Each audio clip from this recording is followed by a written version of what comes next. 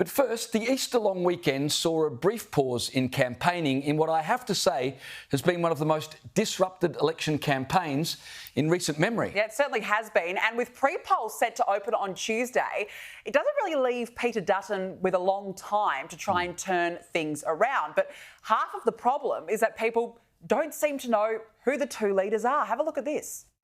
Wouldn't have a clue. Wouldn't have a clue. That's Anthony Albanese, the Prime Minister. This guy. Dutton. Yeah, that's Peter Dutton. Anthony Albanese. Do you know who this is? Peter Dutton. Girls, do you know who this is? Not a clue. No. Oh, this guy. Oh, that's Peter Dutton. Peter Dutton? Yeah? Is it? I don't know. I just saw that the other day. I see the posters everywhere. This lady? Oh, I thought this would be celebrities. I don't know who that is. You don't know who that is? Well, this guy. Oh, that's Albo. Albo? I was going to say that, actually. Sherilyn? Yes. Do you know who this person is? Sure do. What's his name? It's Albo. All right. And that pretty much sums up what's been a fairly, I think you'd agree, lacklustre campaign. Absolutely. I can't believe we're heading for a minority Labor government. I don't think anyone's happy with Anthony Albanese's performance, but it seems like no one is particularly convinced by Peter Dutton. And I think that's been the problem for the coalition. It's not enough to point out that there are cost of living pressures. We all know that. Yeah. They haven't convinced Australians that they would do particularly better. And Peter Dutton has been incredibly cautious and he's left himself a very short runway to really get into this campaign. As I said in the opening, it seems like it's really been disrupted with, Anzac Day is coming up as well. We've just had Easter.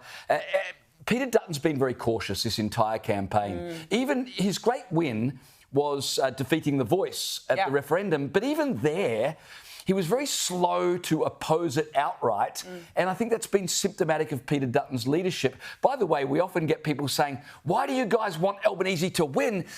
We really do believe there needs to be a change of government, but we really do expect a lot more from a coalition that should be making mincemeat of an Albanese government that has done nothing to improve the lot of Australian people's lives. And I think a lot of it's got to do with policy. Last week even, and we're going to talk about this later in the show, Peter Dutton was asked about that UK court decision where they ruled that trans women are not women. And he said, well, I don't really have an opinion on that. But you have to have an opinion. How could you not have an opinion? It's about having a stark contrast. I actually had a look at the latest sports bet figures just before we came on air. Labor's at $1.22, the coalition's at $4.30. So that gap is widening and widening week in, week out. Of course, the pause over the Easter break doesn't help Peter Dutton. And then we've got the Anzac Day long weekend. And then when they come back from that, it's only 8 days before the May 3rd poll. If you're trying to build momentum, it's very stunted, isn't it? It's very, very stunted. Look, I will say, I think that Peter Dutton actually had his best week on the campaign last week. I thought he performed very strongly in the leaders' debate.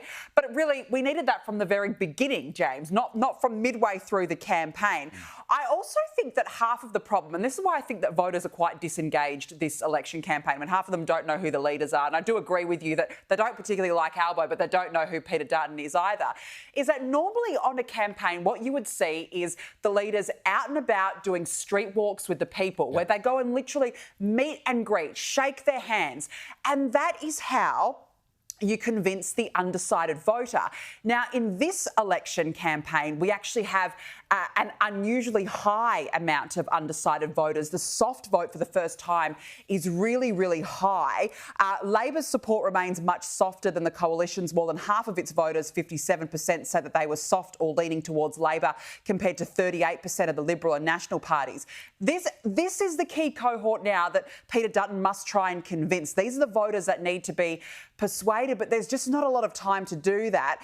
And the other issue is of course, it's looking like a minority government. So you've got a situation where it's a muddled, a very messy hung parliament. Labor, the Greens and the Teals. It's an absolute disaster, and a minority, James, doesn't change the fact that the Labor government is so weak and just so out of its depth. I don't want to make more of it than we ought, but Peter Dutton's resistance to comment on that UK decision regarding the definition of a woman, to me, was symptomatic. If we've really got big problems in this country and we need bold leadership, if you can't even comment on that landmark court case, which Conservatives should be rejoicing about, then what hope standing up in the big decisions that our country's facing? Culture wars is an issue Peter Dutton should be embracing, not running away from. Second, defence is one of the coalition's strengths. Where's their budget policy on defence?